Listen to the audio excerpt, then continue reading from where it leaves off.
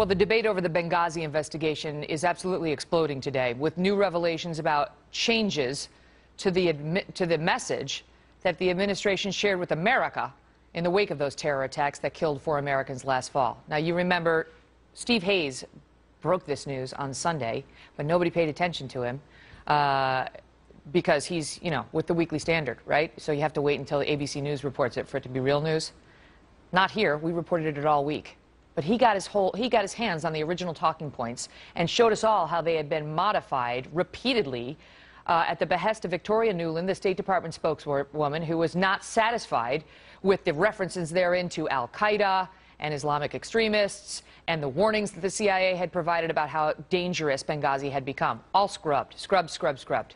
Okay, so now ABC News reports on it and expands on it. In John Carl's defense, he did a good job. And so now it's news. And now people are getting a little nervous. You add to that the whistleblower testimony this week on Capitol Hill, those 3 State Department employees taking an oath to tell the truth on what happened during that night of terror on September 11th that left 4 Americans dead, and now they are coming under attack. Gregory Hicks, one of the main witnesses, may already be paying the price.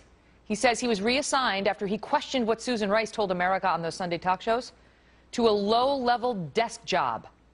He did not believe what she told us.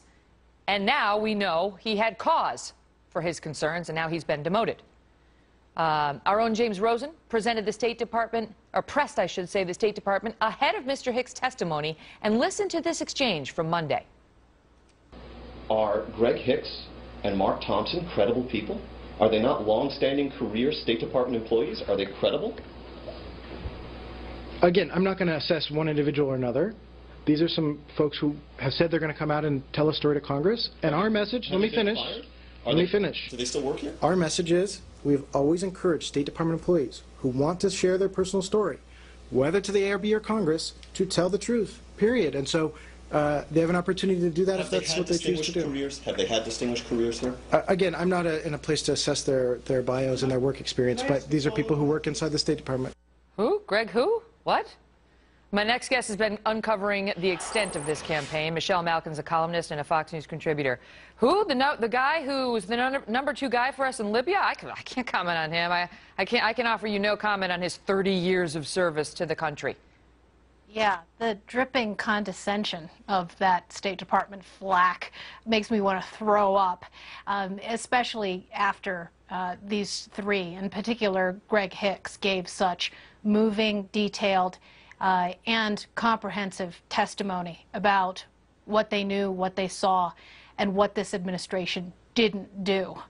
And I have to echo your kudos for Stephen Hayes and James Rosen and the people who are not getting credit for being on this story, and certainly you, Megyn, for telling the truth. And now, finally, the dam has broken, and everybody is on the case of the Benghazi talking points etch-a-sketch. That's right. And Jonathan Karl expanded on what Steve Hayes broke, but Steve Hayes broke this story last Sunday.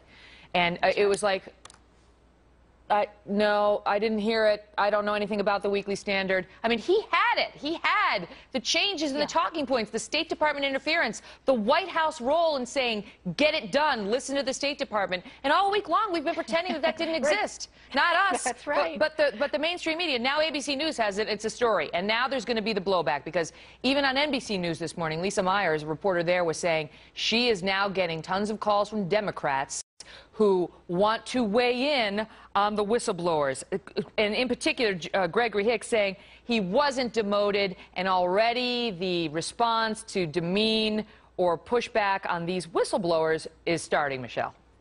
Yeah, that's right. And this war on whistleblowers has been a hallmark of the Obama bully brigade. I warned about it on Wednesday morning before these hearings that the smear merchants were gearing up. And I'm a little bit surprised, but certainly pleased that someone like NBC's Lisa Myers is talking out of school and letting us know, in fact, that these Democrats are not only phoning around who knows who behind the scenes, but certainly even veteran journalists like herself. It's an indication of just how much damage was done by that testimony and by this hearing and by the continued digging by Darrell Issa and his committee. And now an anonymous State Department official told James Rosen that Hicks and Thompson, two of the whistleblowers, have axes to grind. Axes to grind. Dana Milbank of the Washington Post called the sworn statements a, quote, yarn. Yes. They accused one of the lawyers for the whistleblowers of lying, and this is how it's going to go now, Michelle. They're going to try to attack the messengers.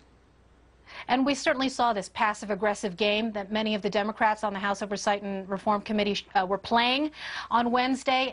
Very notable. This whole, oh, we're your friends, and if any retribution or retaliation comes to you, of course we'll try and protect you. And then, of course, in the same breath, they turn around and essentially accuse these people of lying. And we saw it with J. Christian Adams, new Black Panther case.